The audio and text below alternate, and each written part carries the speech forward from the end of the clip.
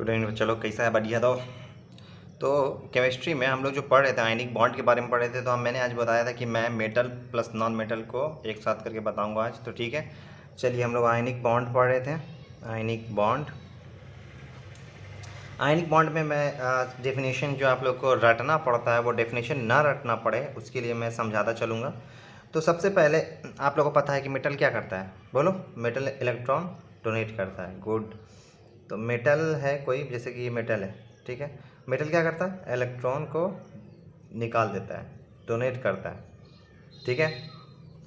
तो इसमें क्या होता है? एनर्जी एब्जॉर्ब होता है। अब क्या क्या क्या बोल रहे हैं सर, क्या नहीं बोल रहे सर, मैं भी बताता हूँ।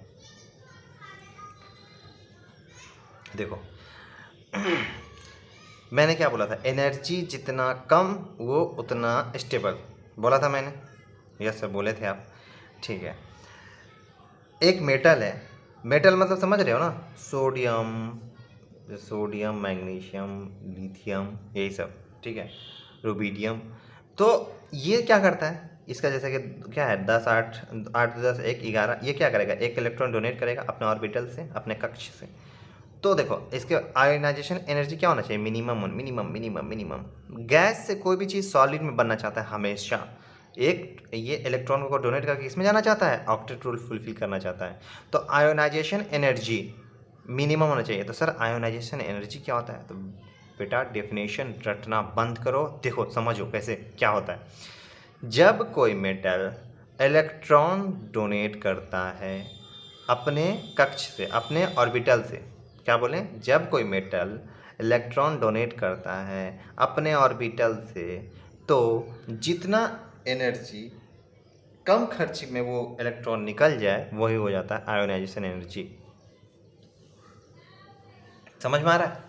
मतलब इलेक्ट्रॉन को कक्ष से निकालने के लिए किसी मेटल से इलेक्ट्रॉन जितने एनर्जी या जितने कम से कम एनर्जी में निकलता है वही एनर्जी होता है क्या? Ionization energy.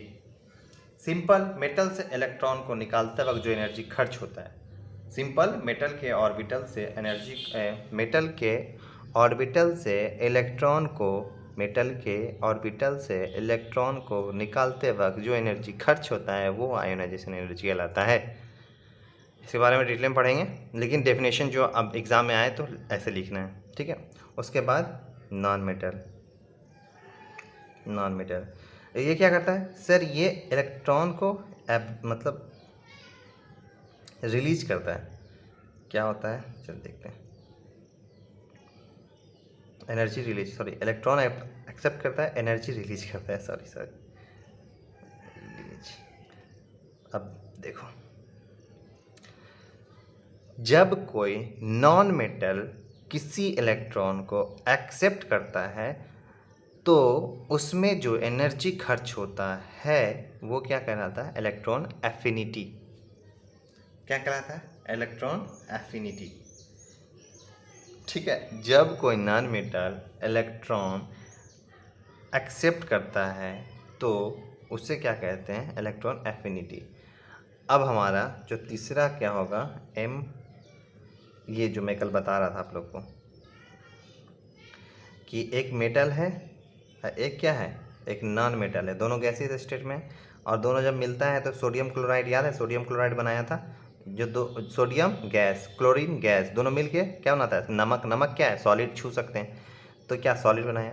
तो इसमें क्या है? एनर्जी रिलीज हुआ, एनर्जी, ऊर्जा निकलता है, ऐसे कहते हैं लैटिस एनर्जी। लैटिस एनर्जी, ये आयोनाइजेशन एनर्जी है, लैटिस एनर्जी, इलेक्ट्रॉन एफिनिटी। इसका डेफिनेशन क्या होगा? देखो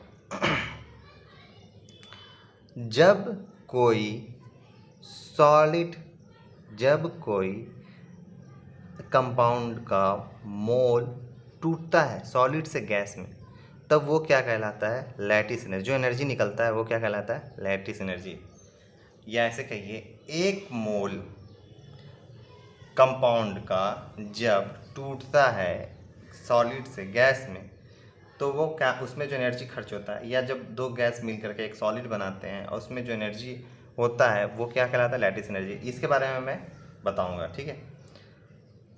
अब कभी कभी क्वेश्चन आ जाता है कि सबसे ज़्यादा आयनिक, सबसे ज़्यादा आयन किस पे है, जैसे कि ऐसे दिया रहता है, एग्ज़ाम में आता है कभी कभी ऐसे दिया रहेगा, मैं बताता हूँ। अब क्या है ये, sodium fluoride, sodium chloride, sodium bromide, sodium iodide. अब बोलना है कि सबसे ज़्यादा आयनिक कौन है, तो समझ में आ रहा है नहीं सर, कुछ समझ में नहीं आ रहा है। तो देखो अभी तुम्हारे पास पीरियोडिक टेबल होता है तो मैं बताता हूँ। उसमें पीरियोडिक टेबल में ऐसे बना रहता है, फ्लोरीन उसके नीचे ही रहता है, क्लोरीन उसके नीचे ही रहता है, ब्रोमीन उसके नीचे ही रहता है, आयोडीन ऐसे, ठीक है। अब समझना है कि इन चारों में सबसे ज़्यादा आयनिक कौन है, सबसे ज़्यादा आयनिक कौन है इन चारों में।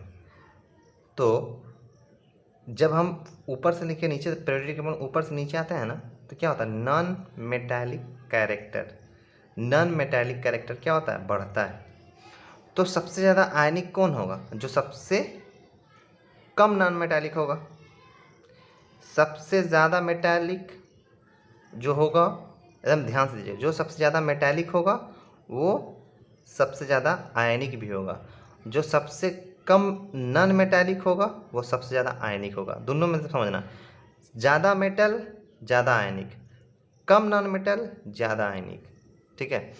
तो देखो फ्लोरीन का सबसे कम है नॉन मेटालिक कैरेक्टर, उसके बाद क्लोरीन, ब्रोमीन, आयोडीन, नीचे जैसे जैसे जाएंगे नॉन मेटालिक कैरेक्टर बढ़ता जाएगा, ठीक है। तो सबसे ज़्यादा नॉन मेटालिक कैरेक्टर किसका, इसका, और सबसे कम इसका। तो सबसे ज़्यादा आयनिक ये होगा, उसके बाद ये, इसके बाद ये, इसके बाद ये इसमें हम मेटल काहे नहीं देखें सर, आप नॉन मेटल खाली काहे देखें। देखो मेटल तो सेम है ना, सोडियम सोडियम सोडियम सोडियम, हम सिर्फ नॉन मेटल पे भी काम कर रहे थे। अब चलो, अब तुम्हारा दिल की तसल्ली के लिए लो इस बार मेटल लेते हैं, मेटल लिया। अब देखो ये भी देखना, पीरियोडिक टेबल में ऐसे बना, ऐसे रहेगा, ठीक है। अब जैसे जैसे नीचे जाइएगा मेटालिक कैरेक्टर बढ़ेगा। ये दोनों ग्रुप अलग अलग ग्रुप में है, दोनों ये देख लेना, पीरियोडिक टेबल रहेगा तो देख लेना, उसमें दोनों अलग अलग ग्रुप में है, ठीक है। तो इसमें अब बताओ, ये तो नीचे कह रहे थे सबसे ज़्यादा नॉन मेटालिक कैरेक्टर इसका था और सबसे कम इसका था, तो इसका आयनिक सबसे ज़्यादा हो गया। इसमें बताओ कि सबसे ज़्यादा आयनिक कौन होगा। तो सबसे पहले चेक करेंगे कि मेटालिक है कि नॉन मेटालिक। तो देख रहे कि ये नॉन मेटल जो है सब में सेम है, तो हम लोग को किस पे चेक करना है, हम लोग को मेटालिक पे चेक करना है। जिसका मेटालिक जो सबसे ज़्यादा मेटालिक होगा वो सबसे ज़्यादा आयनिक होगा। तो ये नीचे जा रहे हैं तो मेटालिक कैरेक्टर बढ़ रहा, मतलब रुबीडियम का सबसे ज़्यादा मेटालिक कैरेक्टर, तो ये सबसे ज़्यादा आयनिक ये हो जाएगा, ठीक है। ये सब क्वेश्चन आता है, ध्यान दीजिएगा ये सब क्वेश्चन को, ठीक है, समझिएगा, एग्ज़ाम में पूछ देता है ना। और कल मैं हो सकता है फजान्स रूल पढ़ाऊँ या लैटिस एनर्जी कुछ पढ़ाऊँ, ठीक है, ये दोनों में से कुछ पढ़ाऊँगा। मेरा मोटो क्या है कि केमिकल बॉन्डिंग को ख़त्म करने के बाद आइसोमेरिज्म में फिर से वापस ले जाना, ठीक है। केमिकल बॉन्डिंग बड़ा चैप्टर है, इसको ध्यान से पढ़ना होता है, मेल्टिंग पॉइंट, बॉइलिंग पॉइंट, बहुत कुछ है इसमें जो ढंग से समझना होता है, ठीक है। तो धीरे धीरे चलेंगे, अभी होमवर्क नहीं दे रहा हूँ, अभी ध्यान से ये सब पढ़िए और ये डेफिनेशन लिख लीजिएगा जो मैंने भी बोला है, वापस सुन के ज़रूर से। Thank you.